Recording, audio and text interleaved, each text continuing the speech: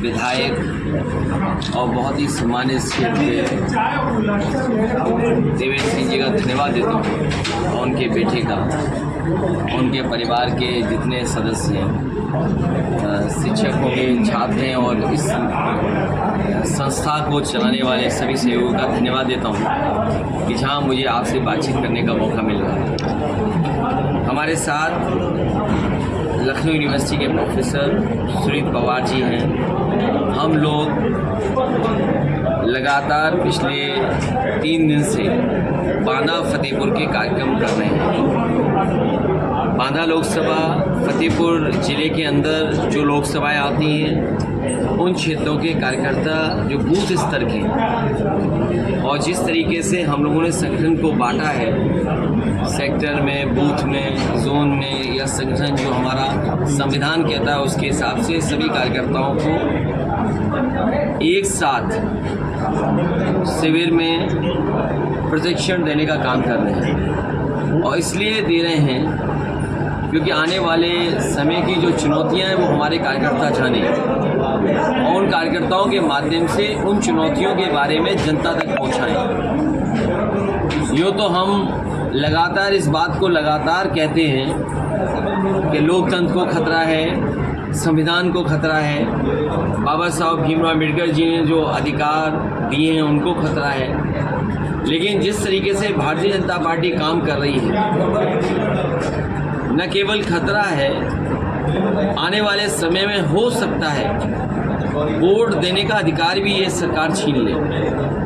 और चुनाव आयोग में जिस तरीके से हस्तक्षेप करके पहले जो व्यवस्था थी उसको बदल करके पूरा कंट्रोल अपने हाथ में लेने का मकसद यही है कि लोगों के वोट का अधिकार छीन लें।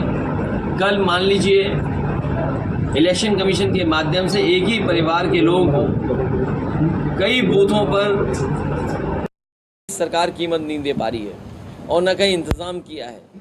एक भी किसान बता नहीं सकता कि उसकी आय दोगुनी हो गई हो। और साथ ही साथ स्वास्थ्य सेवाएं ठप हैं। ये एम्स जो बना दिखाई दे रहा है आपको, मैंने कई बार कहा ये लालगंज में ही बनता, ये हमारे विधायक जी जानते हैं। हमारी इनकी बातचीत हुई, ज़मीन तय हुई और यहाँ से एम्स रायबरेली ले गए। लेकिन रायबरेली के एम्स के लिए भी समाजवादी सरकार में ज़मीन दी गई। ज़मीन अगर नहीं दी जाती तो रायबरेली को एम्स नहीं मिलता। एम्स जो बना है वो समाजवादियों की देन है और भी तमाम प्रोजेक्ट हैं जिसमें समाजवादियों की देन है, जिसकी वजह से आप देख रहे हो जो प्लांट यहाँ लगे हुए हैं बड़े बड़े। रेल कोच भी नेताजी ने दिया, नेताजी ने रेल कोच भी दिया। ज़मीन जो दिलाई, बिना ज़मीन के कैसे संभव होता है। और वहीं एम्स भी चीनी मिल की ज़मीन भारत सरकार को दे करके आपके एम्स को दे दिया। लेकिन एम्स को बजट क्या दिया बीजेपी ने, या एक भी जिला अस्पताल बनाया हो जहां गरीबों का इलाज हो जाए। तो ये सब चीज़ें व्यवस्था ख़राब कर दी हैं।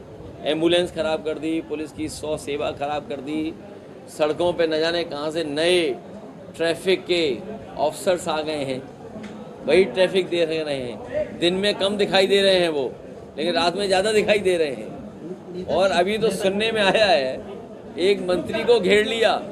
सोचो, सरकार के लोगों को सांड घेरने लगे। सोचिए सरकार कहाँ क्या काम कर रही है। इसलिए ये सरकार जाना तय है। इंडिया और पीडीए मिलकर के एनडीए को बाहर कर देंगे। 2024 लोकसभा चुनाव में क्या प्रत्याशी उतारेगी समाजवादी पार्टी? देखिए, ये हम लोग आने वाले समय में रणनीति तय करेंगे। मैं जानता हूँ कि अगर कोई बात ऐसी कह देंगे तो उसके लिए आपकी खबर दिल्ली से लेकर के जाने कहाँ पहुँच जाएगी। लेकिन इंडिया गठबंधन का प्रत्याशी यहाँ लड़ेगा। 2024 का चुनाव जो है भैया, आप आएंगे उत्तर प्रदेश में, खास करके रायबरेली की मैं बात करूंगा। आपको 5 में से 4 सीटें दिया था समाजवादी पार्टी को रायबरेली ने, जिसमें माननीय विधायक भी शामिल है।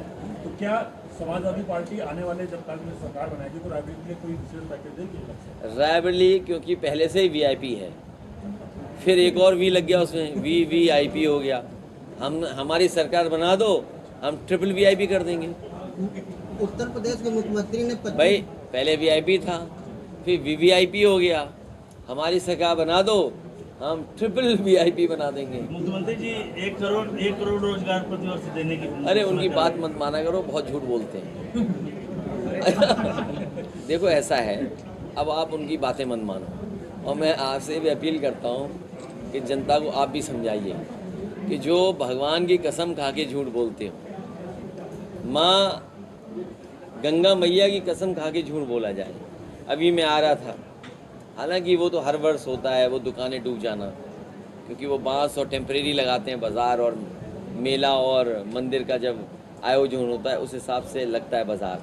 लेकिन क्या गंगा साफ़ हो गई? माँ गंगा साफ़ हो गई? आप खुद सोचो।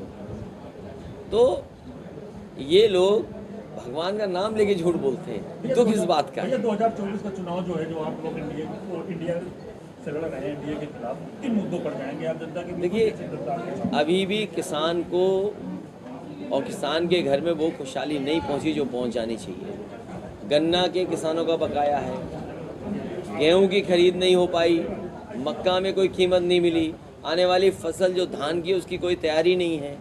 तो ये तमाम चीज़ें, उन्हीं के परिवार का बेटा घर बैठा है, नौकरी नहीं, रोजगार नहीं, उसकी खुशहाली के लिए इन्होंने रास्ते नहीं खोले।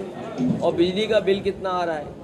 जो गरीबों को रिफाइंड तेल दिया गया था वो मिलावट वाला था, 2-2, 3-3 तेल मिला दिए थे। 100 रुपए के अनाज पे वोट मांग रहे हैं, हमारे किसान को गुमराह कर रहे हैं। सम्मान राशि, ये सम्मान राशि इसलिए दी जा रही है जिससे किसान को खुशहाली ना आए। अगर इन्हें खुशहाली लानी है तो उसकी पैदावार की सही कीमत दे दें, आय दोगुनी हो तो पैदावार की कीमत दें ये लोग। तो ये कीमत दे नहीं रहे उनकी, बिजली का बिल दे रहे, मीटर लगा दिया, हर घर में हर किसान को हज़ारों का बिल देना पड़ रहा है। तो ये खुशहाली के रास्ते पे नहीं ले जा रहे हैं। समाजवादी पार्टी, इंडिया गठबंधन, PDA को साथ लेकर के खुशहाली का रास्ते पर ले जाने का काम कर। किसान उम्मीद रखें कि उनके नलकूप का बिल फ्री होगा आपकी सरकार? देखिए, न केवल नलकूप, मैं समझता हूँ किसानों को विशेष सुविधाएं हमेशा मिलनी चाहिए। समाजवादी पार्टी थी तो फ्री सिंचाई कर दी थी, मंडी में खरीद शुरू कर दी थी। ये एम्बुलेंस भी जो है ये किसानों के लिए है। ये जो 100-112 हो गई, ये भी गरीबों किसानों के लिए है। हमें बिजली में सुविधा देनी पड़े या अन्य सुविधा देना पड़े, समाजवादियों को जब भी मौका मिलेगा हम किसानों को विशेष सुविधाएं देंगे। उसमें चाहे सिंचाई की हो, बीज की हो, खाद की हो, उनकी खरीद की हो पैदावार की, और चाहे बिजली की सुविधा हो, इलाज की हो, उनके जानवरों को रख रखाव की सुविधा हो।